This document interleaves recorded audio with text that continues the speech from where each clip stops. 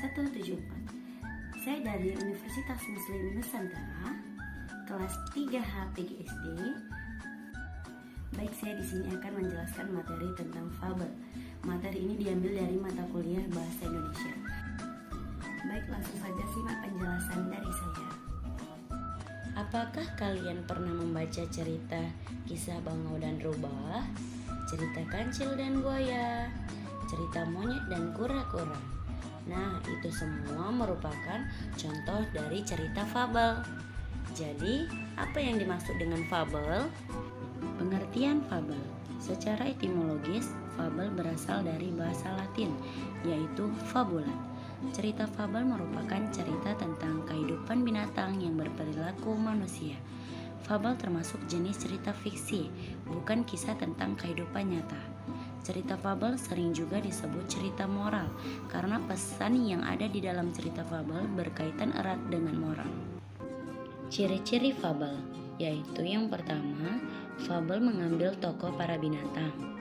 Yang kedua, watak tokoh para binatang digambarkan ada yang baik dan ada juga yang buruk, seperti watak manusia. Yang ketiga, tokoh para binatang bisa berbicara seperti manusia.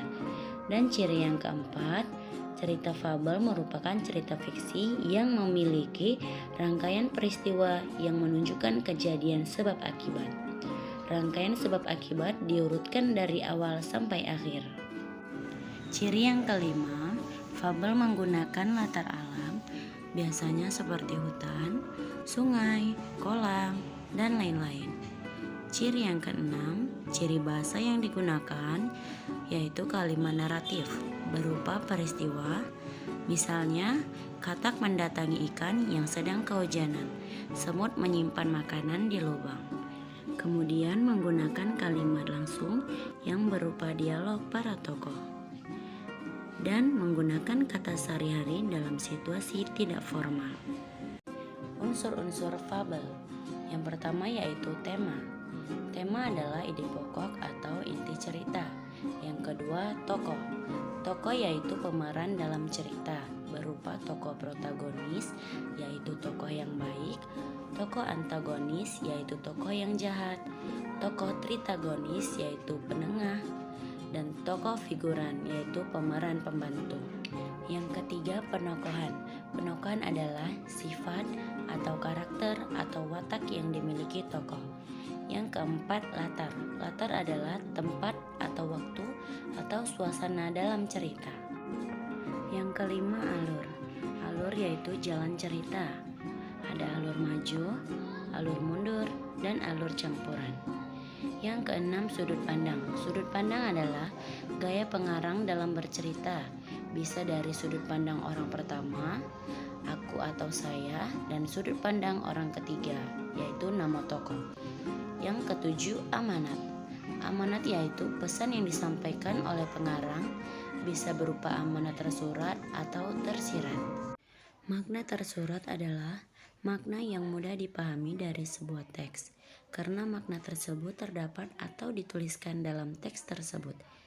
Dan makna tersirat yaitu makna yang tidak disampaikan secara terbuka dari sebuah teks.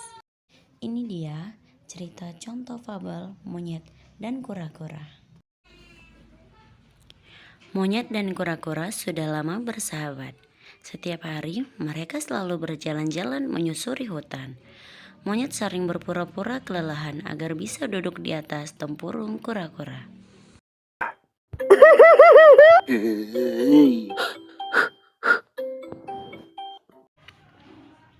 Suatu hari, monyet mengajak kura-kura untuk menanam pohon pisang. Menurut monyet, jika mereka mempunyai pohon pisang sendiri, maka mereka tidak perlu lagi bersusah payah mencari makanan.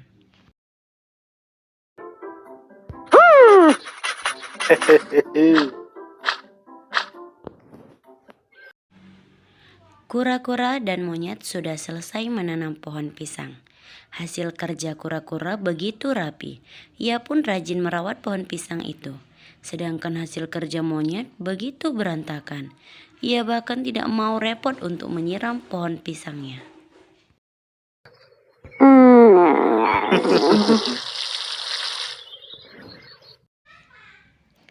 Kerja keras kura-kura akhirnya membuahkan hasil. Pohon pisangnya tumbuh dengan subur dan berbuah lebat.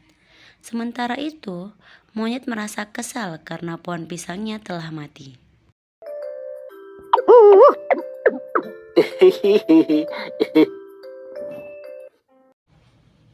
Kura-kura mengundang teman-temannya untuk ikut menikmati buah pisang. Sayangnya, di antara mereka tidak ada yang bisa memanjat. Mereka semua terlihat sedih. "Bagaimana caranya kita memetik pisang itu?" tanya salah satu kura-kura.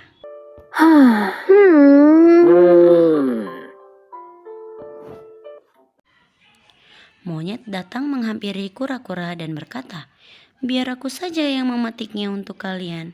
Aku sangat pandai memanjat." Kura-kura senang sekali. Ia pun mengizinkan monyet untuk memanjat pohon pisangnya.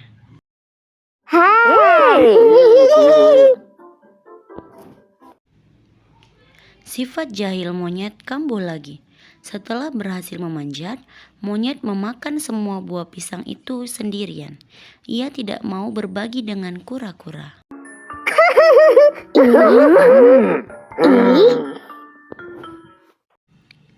Kura-kura sangat marah pada monyet. Dibantu kedua temannya, kura-kura mendorong pohon pisang itu. Semakin lama, pohon pisang itu semakin miring dan akhirnya roboh ke tanah.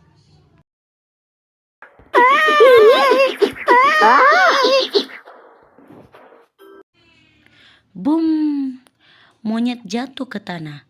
Kura-kura berjalan pergi meninggalkan si monyet yang mengadu kesakitan.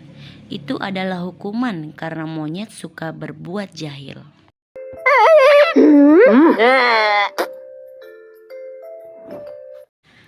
Nasihat atau pesan moral dalam cerita ini adalah, dalam bersahabat kita harus saling menyayangi, jangan suka berbuat curang dan jahil. Baik, itu saja penjelasan materi tentang fabel dan contoh cerita fabel.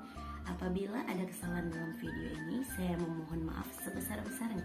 Wassalamualaikum warahmatullahi wabarakatuh.